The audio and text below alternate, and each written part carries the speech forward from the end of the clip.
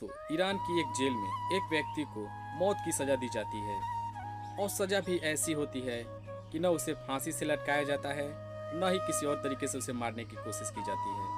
सजा ये होती है कि उसे खाना पीना सारा कुछ बंद कर दिया जाता है, जिससे कि वो तड़प तड़प कर जेल में ही मर जाए। उस बूढ़े व्यक्ति को खाने पीने की कोई भी चीज़ नहीं दी जाती थी, यहाँ तक कि पानी का एक कतरा भी उसको नहीं दिया जाता था।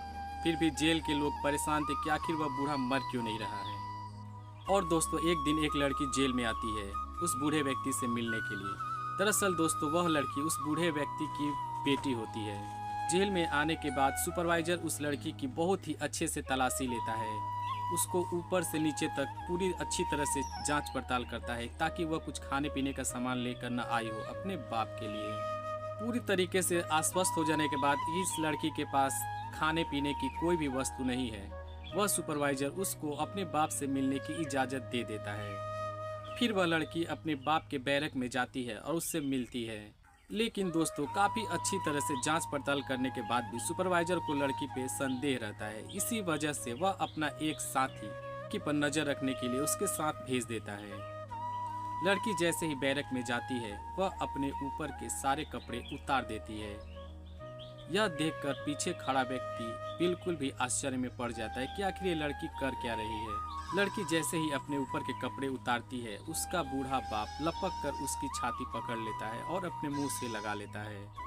ये वाकया देखने के बाद वह व्यक्ति जिसको सुपरवाइजर ने उस लड़की पर नजर रखने के लिए भेजा था, बिल्कुल भी उसको अपनी आंखों पर भरोसा नहीं हो रहा था। वह जाता है और सुपरवाइजर को जाकर इस सारी घटना का विवरण बताता है। अब यह बात धीरे धीरे करके जेल के सभी अधिकारियों तक पहुंचती है।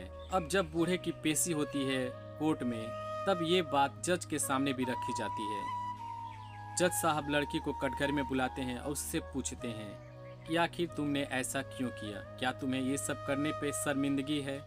तब लड़की खड़ी होती है और जवाब देती है, जज साहब, मैंने कुछ गलत नहीं किया और ना ही ऐसा करने पे मुझे कोई शर्मिंदगी है। दरअसल मेरा बाप, जो कि बहुत दिनों से भूखा था, जेल के अधिकारियों ने उससे खाने पीने की कोई भी वस्तु मुहैया नहीं कराई है। इन सभी का प्लान था कि मेरे बाप को बिना खाए पिए ही मार डालना। इसी वजह से मैंने अपना दूध पिलाकर अपने बाप को जिंदा रखा और जहां तक मैं समझती हूँ कि इसमें कोई भी बुराई नहीं है। लड़के की बात सुनकर जज साहब ने कुछ देर तक तो आश्चर्य से देखा, फिर वह समझ गए। काफ़ी साक्ष्यों को देखने के बाद और लड़की की बात सुनने के बाद जज साहब ने अपना फैसला सुनाया। जज साहब ने कहा, यह व्यक्ति अपराधी नहीं हो सकता है और इस लड़की ने जो किया वो एक बेटी के लिए गर्व की बात होनी चाहिए। इस तरीके से जज साहब उस बूढ़े व्यक्ति को रिहा कर। ये कहानी सुनने के बाद आपको क्या महसूस हुआ? क्या आपकी नज़र में उस लड़की ने सही किया? अपनी राय हमें कमेंट बॉक्स में ज़रूर भेजें। साथ ही साथ इस तरह की और भी अनोखी कहानियाँ सुनने के लिए हमारे चैनल को सब्सक्राइब करना बिल्कुल भी ना भूलें। And thank you for watching.